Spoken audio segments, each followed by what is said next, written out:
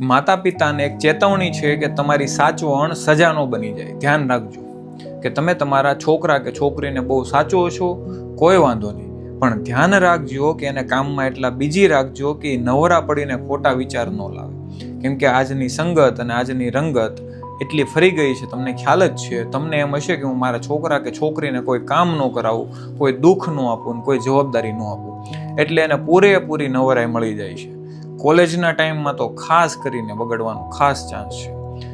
YouTube, Facebook અને Instagram scroll કરીને આજનો ટ્રેન્ડ ફોલો કરવા માટે આજે ગમે તે કરી લે છે. મારા ફ્રેન્ડે કે મારી ફ્રેન્ડે કે મારા દોસ્તારે, મારી બેનપણીએ આ કર્યું છે એટલે મારે હોવું જોઈએ, મારે કરવું જોઈએ. શું કામ? કેમ કે તમે એને નથી કામ કરવા દીધું અથવા તો નથી માથે જવાબદારી નાખી. એટલે પૂરેપૂરો ટાઈમ ખાલી મળે છે, અને ખાલી ટાઈમમાં શું થાય તમને ખ્યાલ જ છે. પણ જો તમે એને બીઝી રાખ્યા છે, ભલે તમે પૈસાવાળા હો, સાચો, હું ના નથી પાડતો, પણ એની માથે થોડીક રિસ્પોન્સિબિલિટી નાખજો. બાકી સારામાં સારા સંસ્કાર આપ્યા હશે છતાં ઇન્સ્ટાગ્રામ તમારા છોકરા કે છોકરીના સંસ્કાર બદલી નાખે છે.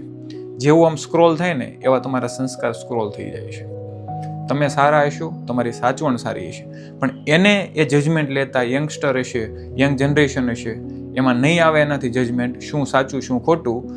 એને તમારો ટાઈમ જોઈએ છે ને તમારી પાસે ટાઈમ નથી હોતો ધંધામાંથી, તો હવે શું આવશે કે એને જવાબદારીમાં રાખો, બીઝી રાખો ને તો ખોટો વિચાર નહીં આવે, અથવા તો બીજાને ફોલો કરવાનો સમય નહીં મળે.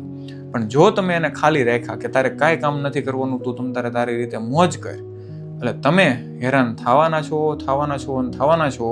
આજની આ કડવીમાં કડવી હકીકત છે. કેટલા લોકોને લાગે છે આ સાચું છે કે ખોટું, કે કોલેજ કરતા છોકરા કે છોકરીને જો તમે છૂટ આપી કે તું તારી રીતે કર, એટલે એની રીતે કરવાના છે. મારે વધારે શબ્દો આમાં નથી બોલવા. આગળ બધાને ખબર છે આજે શું થાય છે, હકીકત શું છે, અને પછી રોવા સિવાયનો કોઈ વારો નથી આવતો. ટેમ્પરરી એટ્રેક્શન થાય છે, અને એ એટ્રેક્શન એક દિવસ સજા બની જાય છે, બે ફેમિલીને તોડી નાખે છે.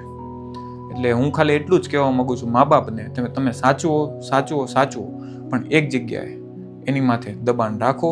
દબાણ એટલે જવાબદારી આપો. ભાઈ તું રિસ્પોન્સિબિલિટી શીખવાડો કે તું આ લે, તમે આ લ્યો, તો જ એ અટકશે. કેમ કે એની પાસે કામ હશે તો.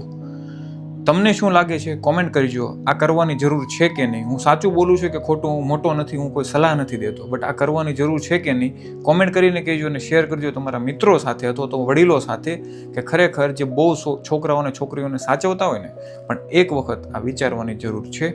ચાલો મળીએ આવા એક ઇન્ફોર્મેટિવ બીજા વિડીયોમાં. ત્યાં સુધી રામ રામ.